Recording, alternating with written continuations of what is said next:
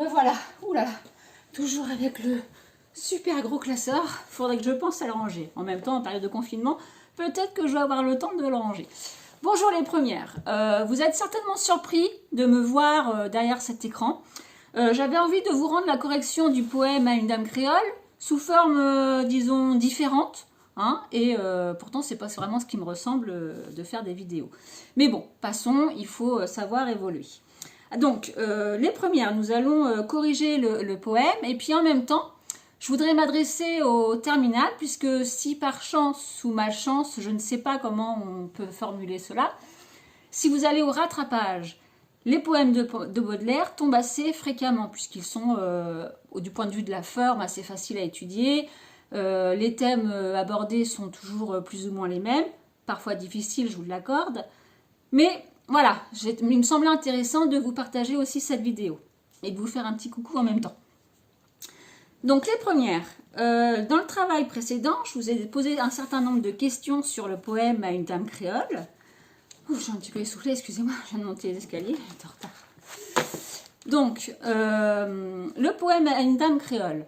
Il faut savoir que Les Fleurs du Mal, que le recueil de poèmes de Baudelaire, est paru en 1857. Hein, Charles Baudelaire a écrit ce recueil où il transpose dans ce recueil tout son mal-être, hein, toutes ses aspirations vers le mal, hein, ses souffrances dans ce bas monde, l'obsession de la mort.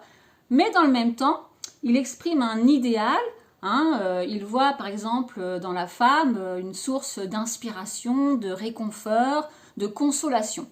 Donc c'est pour cela que l'on trouve le poème à une dame créole dans la section intitulée Spleen et idéal.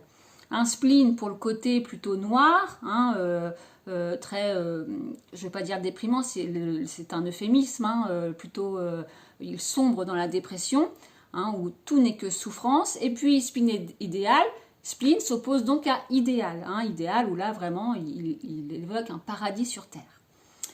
À une dame créole, pourquoi Baudelaire a rédigé ce poème?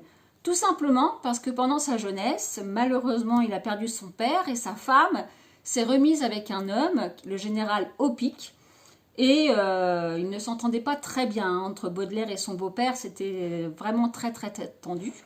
Et son beau-père s'est dit, bah tiens, ça serait bien que Charles, tu prennes l'air. Donc il l'a envoyé faire le tour un peu du monde. Il a été dans les Indes, il a été dans toutes les îles paradisiaques, entre guillemets. À cette époque, c'était pas forcément paradisiaque. Et il a été reçu par une dame sur l'île Maurice qui s'appelle, alors excusez-moi, c'est la seule fois où je prendrai ma note parce qu'à chaque fois j'oublie son nom, Madame Otard de Bragard. Bon, c'est pas forcément utile de le retenir, mais justement, il a été accueilli chez cette femme. Et donc, il a écrit un poème sur cette femme. Et sur cette femme qu'on imagine belle, hein, puisque à une dame créole, hein, il fait l'éloge de cette femme, l'éloge de sa beauté. Donc, du point de vue de la forme, hein, ça répond aussi aux questions que j'avais mises pour vous les premières. Du point de vue de la forme, on remarque que ce poème se constitue, hein, si vous l'avez sous les yeux, hein, je vous invite à aller le chercher sur internet ou si vous avez le recueil des Fleurs du Mal chez vous, on constate que ce poème se constitue de 4 strophes. Une strophe, qu'est-ce que c'est? C'est un groupe de vers, l'équivalent d'un paragraphe dans un roman, par exemple. Donc, ce poème comporte 4 strophes. Les 2 premières, vous remarquez qu'il y a 4 vers dans chaque strophe, et les 2 strophes suivantes possèdent chacune 3 vers. Je ne sais pas si j'ai été claire. Donc, vous avez 4, 4, 3, 3. Ce qu'on appelle un quatrain, un quatrain, intercé, intercé. Normalement, ça c'est vu, vous connaissez. Les vers qui sont employés, hein, Baudelaire majoritairement dans tous ses poèmes utilise l'alexandrin. Qu'est-ce que l'alexandrin? L'alexandrin est un vers qui possède 12 syllabes, sachant que vous connaissez également l'octosyllabe et le décasyllabe.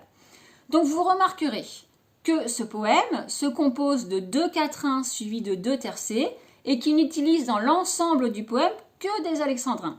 C'est ce qu'on appelle en poésie un sonnet. Et si vous tombez sur un poème de Baudelaire, très souvent, dans 99% des cas, hein, c'est un sonnet. Il affectionne particulièrement cette forme poétique hein, qu'il a il a imité, enfin il s'est inspiré aussi de son maître, hein, Théophile Gautier. Alors, sur ce poème, il est important de s'arrêter également sur la première strophe. La première strophe décrit un paradis sur terre. On a notamment l'occurrence, en tout cas la citation d'un pays parfumé. On voit que le soleil caresse, on voit des palmiers. Hein, toute cette première strophe décrit un paradis sur terre. Hein, un paradis que Baudelaire voit autour de lui, hein, puisqu'il est sur cette île paradisiaque. Donc là, déjà, il installe une ambiance, une atmosphère plutôt calme, paisible, paradisiaque. Hein, un peu contraire aujourd'hui avec la grisaille qu'on a. Et on remarque aussi que, je vais un petit peu plus loin dans l'analyse, on remarque aussi que dans cette première strophe, il sollicite les différents sens que possède l'homme. Par exemple, le soleil caresse, on voit le soleil qui sollicite la vue, caresse le toucher. On voit les petits mots pays parfumé. Parfumé, évidemment, ça fait référence à l'odorat. Hein. Il faut savoir que Baudelaire aime bien associer deux sens différents. Donc, c'est ce qu'on appelle la synesthésie chez Baudelaire, et dans toute autre poésie, mais il affectionne particulièrement ce procédé. Bon, ça, c'était un petit truc en plus. Nous remarquons également dans ce poème que dans la deuxième strophe, d'ailleurs c'était aussi une des questions du devoir, dans la deuxième strophe, il s'agit d'un texte descriptif. Comment est-ce qu'on voit qu'un texte est descriptif? Dans cette deuxième strophe, c'était assez flagrant. Il y a l'abondance d'adjectifs, hein, il y avait chaud, pâle et plein d'autres. Il y a une comparaison dans cette deuxième strophe, avec notamment l'outil de comparaison qui était facile à trouver puisque c'était comme. Il y a évidemment le champ lexical du corps humain, il y avait sourire, toutes les autres occurrences. Alors excusez-moi parce que je ne le connaissais pas par cœur et évidemment mon ordinateur s'est arrêté. Donc vous retrouverez dans cette deuxième strophe le champ lexical du corps humain. Et puis il y avait aussi l'utilisation du présent qui est utilisé. Donc si on récapitule, dans cette deuxième strophe, c'était bien un texte descriptif qu'il fallait trouver par le champ lexical du corps humain, l'utilisation du présent, l'utilisation de la comparaison et l'abondance d'adjectifs descriptifs. Et évidemment, dans la copie, hein, que ce soit pour les terminales ou les premières, il n'y a pas de différence, vous me citez le texte, hein, vous me donnez l'indice d'écriture et après vous me donnez des exemples pris dans le texte parce qu'il y a encore beaucoup trop de copies n'ont pas fait ça hein, lorsque j'ai commencé à corriger par ordinateur, malheureusement. Je préfère avec le stylo mettre un petit peu de rouge, de vert, des petits bonhommes, bref. J'aimerais aussi souligner dans ce poème le dernier vers de la première strophe qui dit « Une dame créole au charme ignoré ». Pourquoi au charme ignoré? Parce que cette femme est métisse, on le devine, et s'intéresser à une femme de couleur, déjà, c'est assez particulier, dans le sens où, au XIXe siècle, évidemment, une femme de couleur ne pouvait pas plaire. Or, elle plaît énormément à Baudelaire, et surtout, pourquoi le mot « ignorer » puisque les Européens ignorent les hommes de couleur et les femmes de couleur. Hein. L'esclavage existe encore au XIXe. Donc, en cela, Baudelaire, disons qu'il sort des autres poètes, en tout cas, il est avant-gardiste et il n'est pas comme la mouvance du 19e siècle.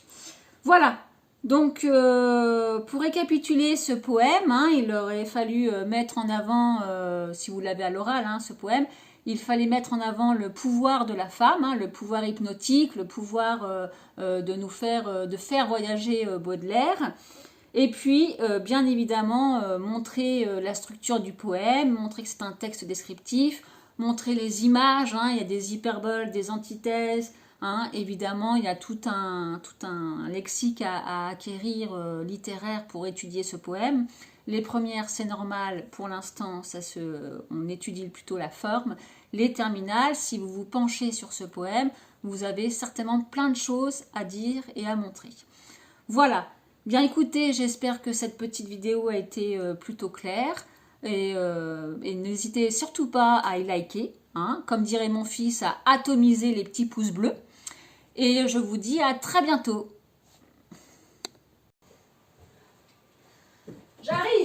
J'arrive. Je suis encore en retard. Oh, encore un gros classeur.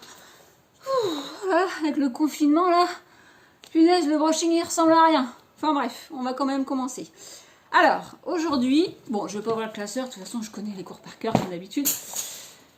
Aujourd'hui, nous allons étudier un poème de Baudelaire. En effet, ça fera... Oh, j'ai oublié de dire bonjour, putain, merde.